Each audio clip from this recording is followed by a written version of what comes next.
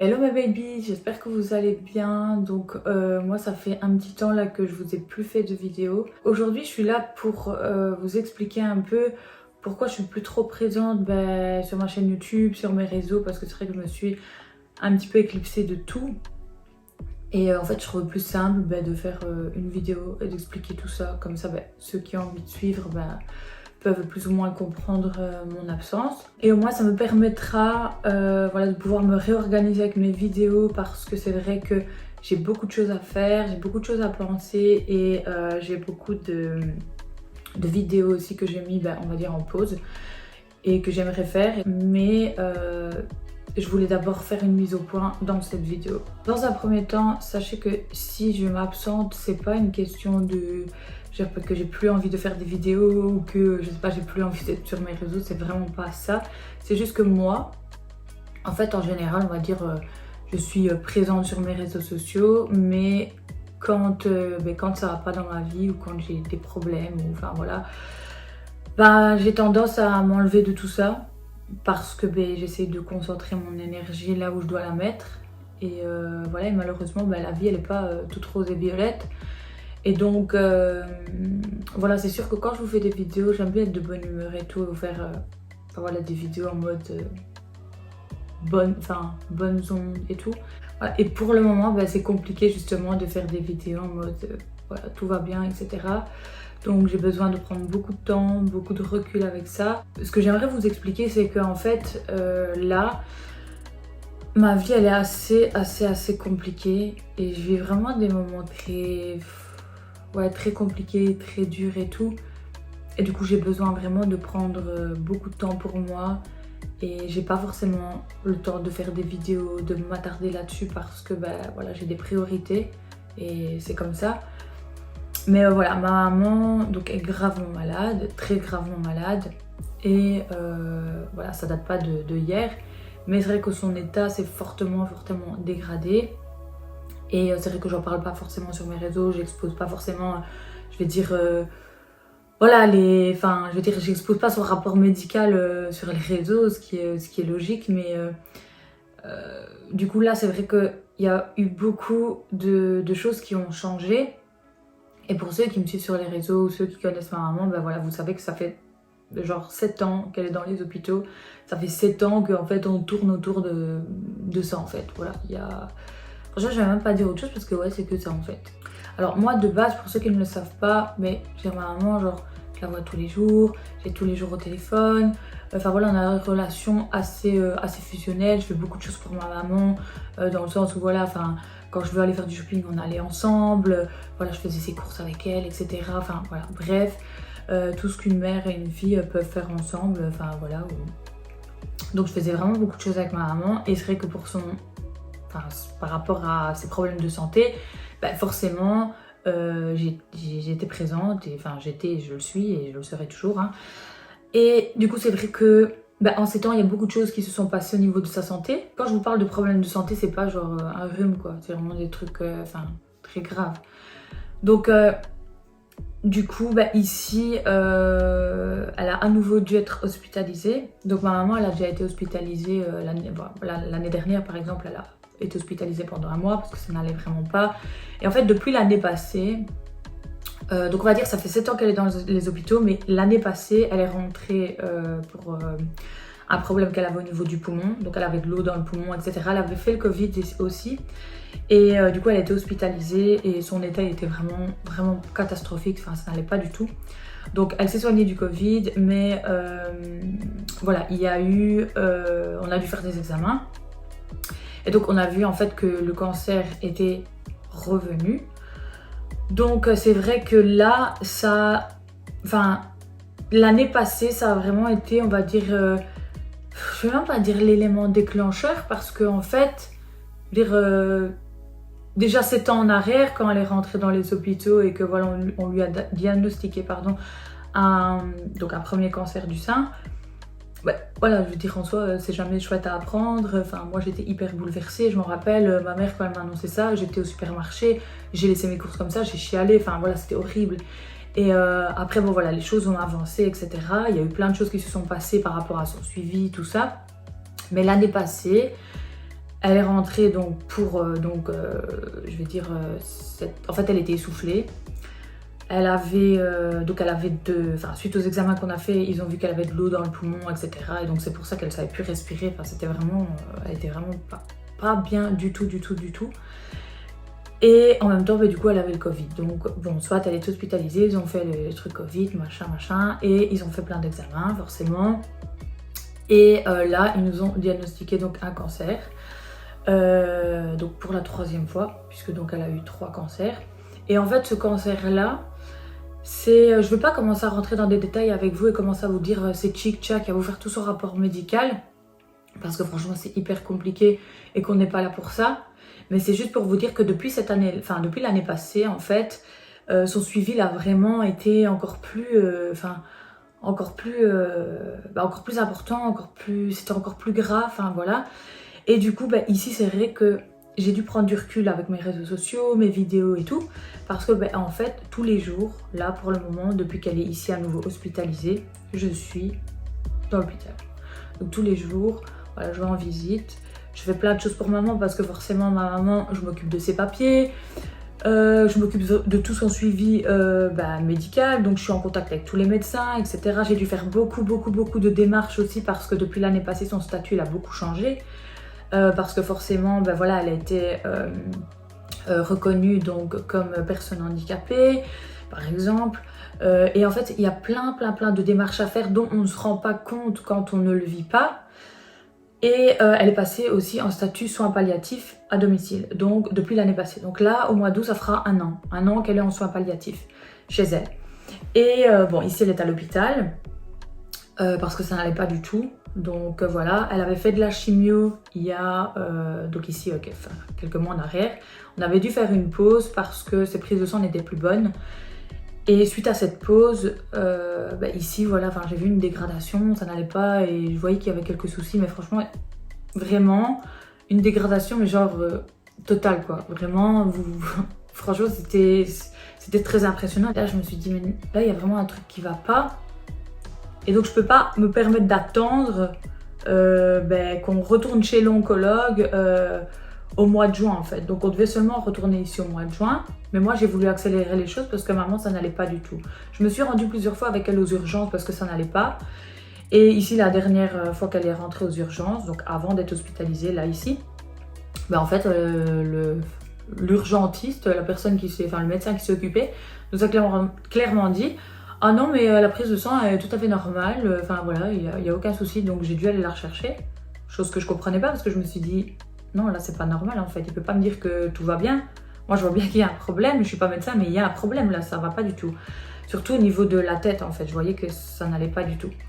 Et donc bon, après, vu que j'avais ravancé les rendez-vous avec l'oncologue et qu'on a pressé les choses et que du coup ça a été fait un peu en urgence, je me suis rendue chez l'oncologue et voilà, en effet, son oncologue m'a fait le retour sur la prise de sang qui n'était vraiment pas bonne. Donc merci l'urgentiste, mais franchement à un moment donné passe ton chemin parce que voilà, tu nous as dit de la merde très clairement. Et l'oncologue, a décidé de l'hospitaliser parce qu'en fait on allait devoir faire plein d'examens. Il avait vu dans la prise de sang qu'elle faisait de l'hypercalcémie, ce qui n'était pas du tout bon et normal. La solution pour maman c'était d'être hospitalisée d'urgence. Il fallait absolument qu'elle soit hospitalisée parce qu'il fallait lui faire plein d'examens et il fallait la surveiller en fait. Et depuis donc elle est rentrée à l'hôpital, donc elle est rentrée il y a, donc dans 2 jours ça fera 1 mois. Voilà, très précisément.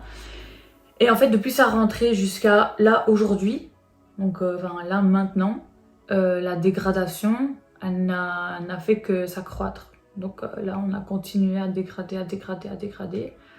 Et là on est vraiment à un stade très catastrophique. Vraiment catastrophique. Et je vous assure que je suis hyper triste. Et je vais essayer en fait de même pas pleurer dans ma vidéo. Parce qu'il y a beaucoup de choses qui m'attristent. Mais voilà, j'ai vraiment dû en fait me couper des réseaux parce que il faut que je m'occupe d'elle. Et donc c'est hyper fatigant déjà de se rendre rien que tous les jours dans les hôpitaux. Parce que j'ai ma vie aussi, enfin je veux dire j'ai ma maison, tout ça. En plus vous le savez, je suis enceinte. Là je suis de 7 mois, donc j'arrive aussi à la fin de la grossesse et ça devient aussi plus compliqué pour moi parce que niveau énergie, niveau fatigue, tout ça, c'est pas facile pour moi et je dois gérer en fait tout ça en même temps. Donc c'est hyper compliqué. Mais forcément, je dois être là pour ma maman, mais je dois être là pour ma fille, je dois être là pour mon chéri. Et donc, c'est hyper compliqué. Donc, pour moi, c'est plus facile, en fait, voilà, de m'absenter sur les réseaux parce que de toute façon, j'ai pas le cœur à être sur les réseaux. Vous voyez ce que je veux dire? Clairement, j'ai pas le cœur, j'ai pas forcément envie de... Je sais pas vous expliquer, mais voilà, j'ai clairement pas le cœur à ça. Et je vous dis, ça me demande en fait tellement d'énergie, tout ça, parce que j'ai dû faire beaucoup de démarches. Donc, outre que tout ce que je m'occupe déjà pour ma maman, là, j'ai dû faire encore d'autres nouvelles démarches. Et en fait, ça demande vraiment beaucoup de temps, beaucoup de concentration, beaucoup d'énergie. Et je vous dis, moi, là, je suis à 7 mois, mais moi, je suis hyper fatiguée. Et j'ai même pas encore tout préparé pour ma fille. Donc je vais dire là, je dois préparer l'arrivée de ma fille. Je dois préparer aussi le terrain avec ma maman parce que j'ai plein de choses aussi voilà, à mettre en place. Et du coup, c'est hyper compliqué à vivre. Et je vous avoue que je suis assez frustrée parce que en soi, ma grossesse se passe super bien. Et croisons les doigts, vraiment croisons les doigts. Mais je veux dire, en soi, je peux même pas vivre ma grossesse, on va dire... comment je vais vous dire? Je vais même pas dire... Enfin, sereinement, ouais, sereinement, parce que clairement, j'ai tout ce stress avec ma maman. Et donc, j'essaie de ne pas être stressée pour ma fille, parce que c'est important pour moi qu'elle se sente bien, qu'elle soit heureuse, qu'elle ressente tout notre amour, toute notre joie, etc. Parce que c'est vrai que de base, moi, je suis une fille hyper joyeuse. Mais voilà, quand je vis des moments comme ça, qui sont très bas, qui sont très mauvais, franchement, c'est normal qu'à un moment donné, t'as pas forcément envie de rigoler, t'as pas forcément envie d'être là sur les réseaux sociaux, t'as pas le cœur, en fait, comme d'habitude. Et... voilà, et puis je vous dis, là les semaines elles approchent aussi pour moi, pour l'accouchement, etc. Et je me dis, mais en fait il y a plein de choses que j'ai même pas encore finies. Il y a plein de choses que j'ai même pas encore... mais que déjà je devais commencer et que j'ai pris un retard en fait dans mon planning parce que je suis une fille hyper organisée. Moi j'aime bien être trop organisée et faire ça en temps, en heure et tout. Et là j'ai plein de choses qui ont été décalées. Et je me dis, mais en fait il me reste encore blindé à faire. Il me reste blindé de choses et mine de rien, j'ai envie de rencontrer ma fille. Mais en même temps, je me dis, j'espère que ça va pas aller trop vite non plus. On m'a coupé, on m'a appelé, mais pour le moment, je ne peux plus couper mon téléphone. Je peux pas couper mon téléphone quand je filme parce que bon, on sait jamais que c'est le médecin ou quoi. Enfin voilà, donc je ne coupe plus, je me mets plus en mode avion. Je disais qu'en fait, voilà, j'ai envie de rencontrer ma fille, je suis trop pressée. J'ai trop envie de la rencontrer, enfin voilà, et que tout se passe bien, etc. Mais en même temps, j'ai encore besoin de temps parce que je vous dis... J'ai tout ça qui m'arrive en même temps et en même temps je vis une chose extraordinaire, c'est-à-dire ma grossesse, etc. avec ma fille, enfin tout ça, et je vous dis ça se passe bien, donc vraiment croisons les doigts que ça continue comme ça et que ça reste comme ça. Et en même temps sur le côté j'ai ça avec ma maman qui est hyper catastrophique, donc c'est vraiment deux situations hyper extrêmes avec des émotions totalement différentes et ça me frustre parce qu'en fait je dois le vivre comme ça et que j'ai pas le choix. J'ai pas le choix de tout assumer comme ça. Et ce qui me frustre aussi, c'est que en fait, je veux dire, en soi, je devrais être stressée plus par rapport à ma grossesse. Voilà, pour toutes les questions que tu te poses et tout, en tant que maman, en tant que... Enfin, tout ça, à l'approche de l'accouchement et tout. En fait, je suis même pas stressée avec tout ça. Je suis hyper zen. Or que je devrais limite être stressée pour ça. Voilà, et ceux qui comprendraient pas... Je vous ferai une autre vidéo où je vous parlerai un petit peu de mon histoire, de tout ça. Enfin, de voilà ce qui s'est passé un peu là dans ma vie et de quelque chose, enfin d'un drame que j'ai vécu et que je vis chaque jour. Qui fait que je devrais être stressée là pendant ma grossesse. Vous voyez? Et là, honnêtement, je vous dis, ma grossesse, tout se passe bien. Et je suis hyper heureuse, je suis hyper contente. Et j'essaie de profiter au maximum avec ma fille parce que je me dis, voilà, quand je vais accoucher, forcément, tout ce truc de femme enceinte, je l'aurai plus. On le vit qu'une fois avec chacun de ses enfants, c'est vraiment une chose unique et même si on a 4-5 enfants, chaque expérience est unique parce que chaque grossesse est unique, chaque enfant est unique et différent et voilà, et a sa personnalité et tout ça. Donc je vous jure que là, je suis dans un état d'esprit très frustré, bien sûr, voilà. Ma maman, elle n'a pas demandé tout ça, être malade et tout, enfin je veux dire être malade pendant que moi je suis enceinte, tout ça, enfin je veux dire voilà, ça c'est les choses de la vie et rien n'est calculé. Mais voilà, c'est hyper compliqué et ici je vous dis en fait, Je vais essayer de revenir un peu doucement là sur ma chaîne YouTube, etc. Parce que pour moi, YouTube, c'est quand même une manière de pouvoir me divertir, vous voyez. Donc, c'est important pour moi d'avoir un YouTube et de pouvoir me divertir, de parler avec vous, d'échanger, etc. D'être là avec ma petite communauté et de tester mes trucs, je sais pas, de faire mes vidéos. Après ici, c'est sûr qu'enceinte, il y a plein de vidéos que j'ai pas su vous faire, il y a plein de projets que j'avais que j'ai pas su vous faire et que je ne saurais pas vous faire là tout de suite, ni même après mon accouchement, parce que voilà. Donc il y a beaucoup de choses qui ont été chamboulées aussi à ce niveau-là. Mais bon, voilà, c'est pas grave parce qu'en soi, je suis enceinte, donc c'est pas très grave, voilà. Mais là, vraiment, franchement, c'est la cerise sur le gâteau. C'est incroyable. Ici, en fait, pour vous expliquer la situation, ma maman n'est plus autonome, donc plus du tout. Voilà, elle sait plus marcher, elle sait plus manger toute seule. Enfin voilà, la tête, ça va pas du tout, elle est très confuse. La mémoire, voilà, la mémoire c'est hyper catastrophique. Enfin, voilà, il y a vraiment plein de choses qui ne vont pas. Elle est vraiment pas bien.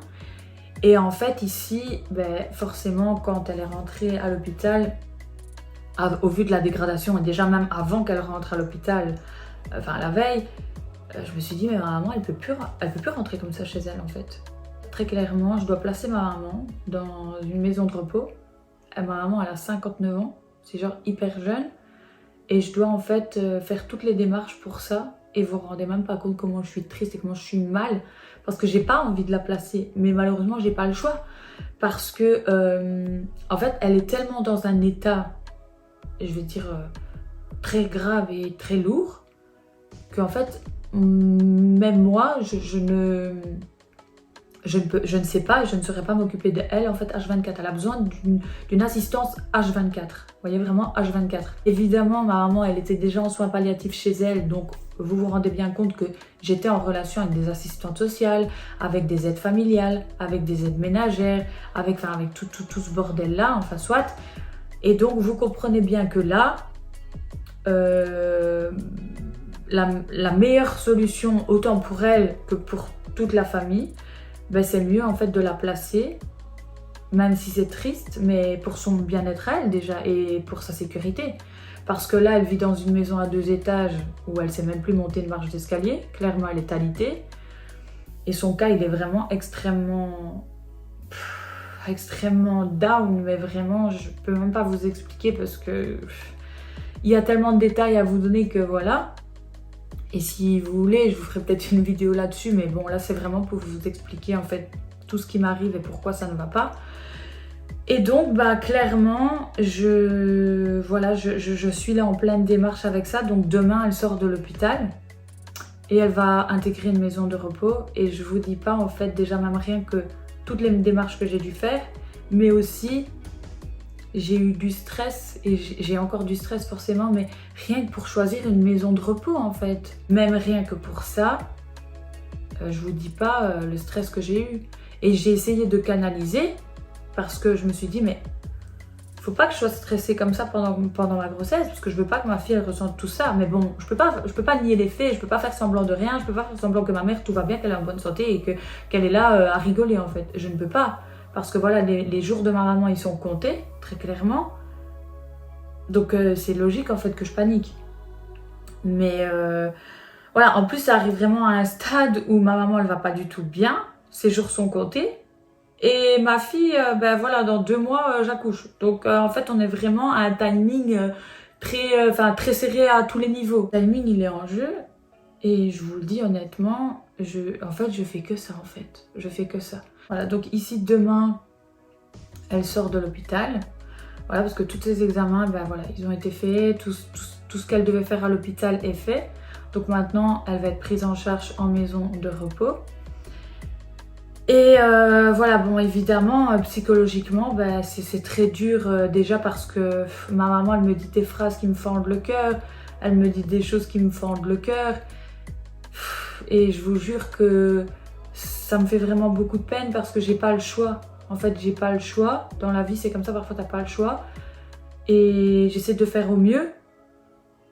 Mais ça me rend triste en fait parce que c'est ma maman, j'ai pas envie de la perdre, mais voilà, je sais que... Voilà,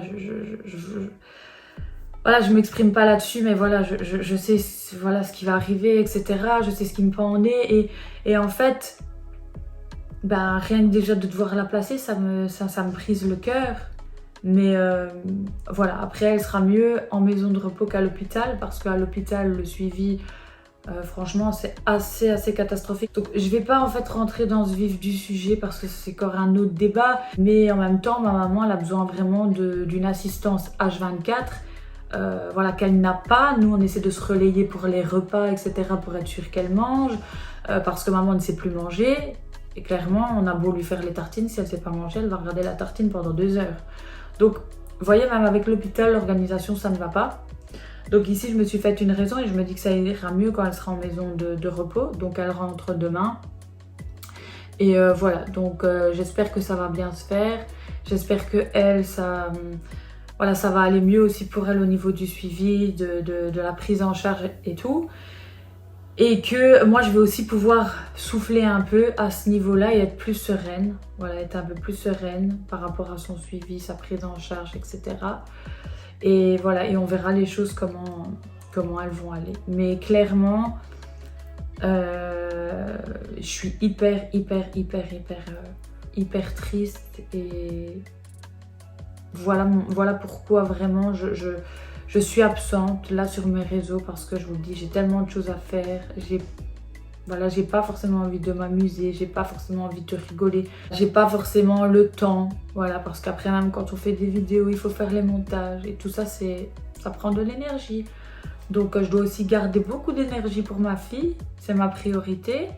Et voilà. Mais en tout cas, je sais pas si je ferai une autre vidéo là-dessus, peut-être par la suite, pour expliquer vraiment toute l'histoire avec ma maman. Parce qu'en fait, c'est vraiment une femme courageuse, qu'elle mérite que je fasse une vidéo rien que pour expliquer un peu son parcours et tout. Parce que je sais qu'il y a beaucoup de personnes qui sont malades, qui sont pas en bonne santé, qui passent par, je veux dire, des mauvaises périodes de la vie, tout simplement. Ou voilà, je sais aussi qu'il y a peut-être des enfants comme moi, hein, voilà, qui ont des parents dont voilà, la santé n'est pas très bonne et qui sont peut-être aussi dans justement un tourbillon comme moi, qui sont perdus dans leur tourbillon, qui sont tristes. Enfin voilà, et je me dis que peut-être, voilà, enfin en tout cas, je sais qu'elle mérite que je lui fasse cet honneur de faire des vidéos même sur elle pour rien qu'expliquer son cas et peut-être me sentir moins seule et peut-être même, je sais pas, avoir vos témoignages, on n'en sait rien, mais voilà, donc peut-être que je ferai ça par la suite. En tout cas, là, j'ai d'autres vidéos aussi en tête. Mais comme ça, au moins, dans cette vidéo, je me livre un peu à vous. Et je vous explique un peu, ben voilà, pourquoi là, pour le moment, je suis plus présente. Ça me tenait vraiment à cœur de le faire. Parce que ça m'embête vraiment de prendre congé, en fait, de mes réseaux sociaux. Où je suis habituellement tous les jours. Voilà, j'échange avec des gens, je fais des vidéos, etc. Et là, en fait, j'ai plus le temps, j'ai plus le cœur, j'ai plus tout ça, j'ai plus l'énergie et voilà. Donc ici, voilà, je voulais juste faire cette vidéo parenthèse. Et je vais essayer là ici, dans les jours qui vont venir, je vais voir un peu avec l'organisation par rapport à ma maman, par rapport à mes rendez-vous aussi avec le suivi de mon bébé, parce que je dois m'organiser, c'est une sacrée organisation. Et je vais voir un petit peu voilà, comment je vais planifier tout ça, mais voilà, j'ai plein de choses que je voulais vous partager, que je veux toujours vous partager, mais au moins vous avez quand même déjà un premier retour. En tout cas, j'espère que vous vous portez bien, que tout se passe bien pour vous, que je vous manque pas trop, enfin non, ça je crois pas, mais voilà, vraiment j'espère que ça va bien chez vous, et en tout cas j'essaie de retrouver un petit peu de place là pour mes réseaux, et voilà, et si vous me voyez absente et que vous voyez parfois que je réponds pas à vos messages ou quoi, c'est normal, ne soyez pas étonnés puisque forcément ça va pas, et en plus je suis susceptible voilà, de vivre de mauvaises choses, donc à mon avis peut-être avec le temps je vais avoir encore là, des périodes où je vais être absente et puis où je vais revenir, mais voilà, donc comme ça moi vous savez. En tout cas, je vous fais plein de bisous, portez-vous bien, je vous dis à très bientôt, je l'espère, dans une prochaine vidéo. Et voilà, n'hésitez pas à me laisser vos commentaires comme d'habitude et à vous abonner, etc. Je vous fais plein de bisous. Bye.